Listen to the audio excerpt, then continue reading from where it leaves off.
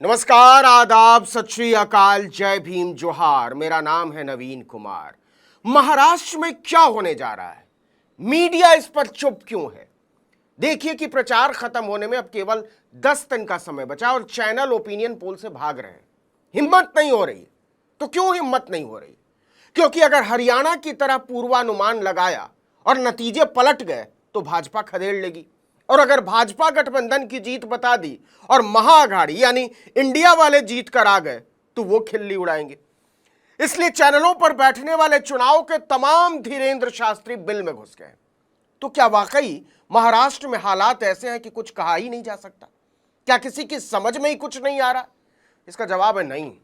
चुनाव साफ समझ में आ रहा है और लोकसभा चुनाव के जो नतीजे रहे हैं कमोबेश वही सामने आता हुआ नजर आ रहा है विधानसभा में। बल्कि यह कहना ज्यादा ठीक होगा कि महाअघाड़ी का प्रदर्शन उससे कहीं बेहतर हो सकता है। और इससे अगर किसी के भीतर घबराहट सबसे ज्यादा है तो बीजेपी में, क्योंकि अजीत पवार और एकनाथ शिंदे अपनी पोजीशन किसी भी दिन बदल सकते हैं या उसमें सुधार कर सकते हैं। इसे ऐसे समझिए कि जिस तरह का जुटान मुंबई के बीकेसी में कांग्रेस अध्यक्ष मल्लिकार्जुन खड़गे, राहुल गांधी, एनसीपीएस चीफ शरद पवार और शिवसेना यूबीटी के अध्यक्ष उद्धव ठाकरे का हुआ है, वो दिखाता है कि इस बार वो कोई गलती नहीं करने जा रहे। दूसरी तरफ महायुति गठबंधन के सारे नेताओं ने अभी तक ऐसी कोई एकजुटता नहीं दिखाई है। सच यह है कि भाजपा, शिवसेना शिंदे और एनसीपी अजीत अंदर ही अंदर एक दूसरे की ही कब्र खोदने में लगे हैं और सब इस जुगाड़ में लगे हैं कि किसी तरह अपनी सीटें ज्यादा से ज्यादा हो जाएं और दूसरे की कम कर दी जाएं।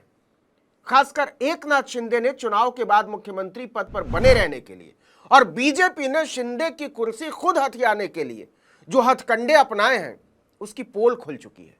वहीं राहुल, खड़गे, पवार और उद्धव ने 6 अक्टूबर को 5 गारंटी का ऐलान करते हुए 3 बड़े वोट बैंक को साधने के लिए बहुत बड़ा दांव चल दिया है। महिला, किसान और नौजवान। अब जरा महाअघाड़ी की ताकत को समझिए। तीनों प्रमुख घटक दलों ने देर से चुनाव अभियान जरूर शुरू किया, लेकिन तीनों के कार्यकर्ता तैयार थे। दूसरी तरफ बीजेपी, शिंदे और अजीत पवार के कार्यकर्ता अभी तक कंफ्यूज्ड हैं कि उन्हें करना क्या है। कांग्रेस, एनसीपी, एसपी और शिवसेना यूबीटी की जमीनी पकड़ और कार्यकर्ताओं का आधार लोकसभा चुनाव के बाद से बढ़ा है। जैसे एनसीपी का आधार मराठवाड़ा और विदर्भ दोनों में बढ़ा है, जहां किसानों और मजदूरों के बीच उसकी विशेष पकड़ है। पश्चिम महाराष्ट्र में तो उसकी मजबूत पकड़ है ही। कांग्रेस भी ग्रामीण और शहरी दोनों क्षेत्रों में अपने पारंपरिक वोट बैंक को बरकरार रखने की कोशिश कर रही है। वहीं उद्धव ठाकरे के नेतृत्व वाले गुट के पास मुंबई और आसपास के क्षेत्रों में मजबूत समर्थन है। देखिए, महाअघाड़ी की सबसे बड़ी ताकत उसकी वैचारिक विविधता और जातीय समीकरणों को साधने की क्षमता है। महाराष्ट्र में जातीय राजनीति को बिहार और उत्तर प्रदेश की तरह ही दरकिनार नहीं किया जा सकता और महाअघाड़ी ने मराठा, ओबीसी, दलित और आदिवासी वोट बैंक पर खास तौर पर ध्यान केंद्रित किया है। बीजेपी ने इसमें सेंध लगाने की कोशिश जरूर की है, लेकिन वो फिलहाल इस मकसद में कामयाब होती नजर नहीं आ रही है। खासकर विदर्भ और मराठवाड़ा क्षेत्र में बीजेपी गठबंधन की हालत बहुत ही ज्यादा खराब है। विदर्भ को लेकर तो खबर यह है कि अगर उसे 20 सीटें भी हासिल हो जाएं तो बहुत ज्यादा होगा। विदर्भ में राज्य की 288 में से 62 सीटें आती। यह नितिन गडकरी और डिप्टी सीएम देवेंद्र फडणवीस का इलाका है। राष्ट्रीय स्वयंसेवक संघ का हेडक्वार्टर है नागपुर में। बावजूद इसके अगर नागपुर और अमरावती को छोड़ दिया जाए तो वर्धा, गोंदिया, भंडारा, चंद्रपुर, गढ़चिरौली, वाशिम, यवतमाल, बुल्ढाना, अकोला, हर जगह बीजेपी गठबंधन की हालत बहुत खराब है। यही हाल मराठवाड़ा का है। 46 सीटें आती हैं। औरंगाबाद, जालना, परभणी, हिंगोली, बीड, नांदेड़, उस्मानाबाद, लातूर जैसे जिलों में बीजेपी ने एकनाथ शिंदे और अजीत पवार से जो उम्मीदें बांधी थीं वो बुरी तरह बिखरती नजर आ रही हैं।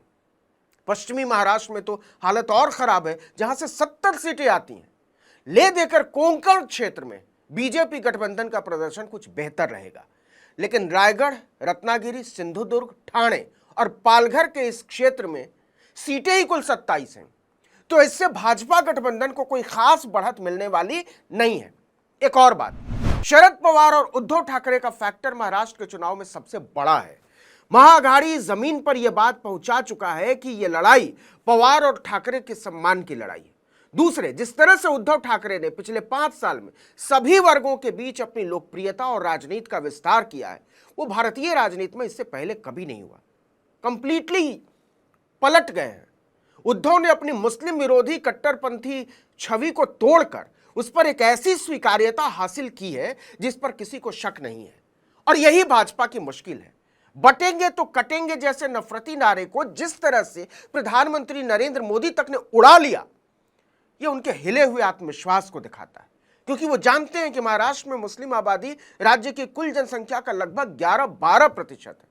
2011 की जनगणना को उठाकर देखिए तो महाराष्ट्र की कुल जनसंख्या लगभग 11.24 करोड़ थी और इसमें मुस्लिम समुदाय के लोगों की संख्या लगभग 1.3 करोड़ है। खासकर मुंबई और मुंबई मेट्रोपॉलिटन रीजन में मुसलमान एक डिसाइडिंग फैक्टर है। इस क्षेत्र में 36 सीटें, मतलब कोंकण से 1.5 गुना सीटें अकेले मुंबई रीजन में है। इस इलाके में मुसलमानों का पूरा वोट एक तरफा महाअघाड़ी को जा रहा है, लेकिन इसके अनुपात में हिंदुओं का ध्रुवीकरण करने में भाजपा बुरी तरह नाकाम रही। एक और बात, शरद पवार, उद्धव ठाकरे और राहुल गांधी की उदार छवि से वो वोट बैंक भी जुड़ा है जो हिंदू तो है, लेकिन वो किसी भी तरह से खून खराबा या मारकाट नहीं चाहता, और इसमें बहुत बड़ी संख्या नौजवानों की है। योगी मोदी की नफरती सोच और प्रचार अभियान ने कुछ कट्टरपंथियों को जोड़ा जरूर है, लेकिन इससे कई गुना ज्यादा उसने खो दिए, क्योंकि 1-2 अपवादों को छोड़ दें तो किसी भी जगह का हिंदू मुसलमानों को पाकिस्तान या बांग्लादेश भेजने का हिमायती नहीं है।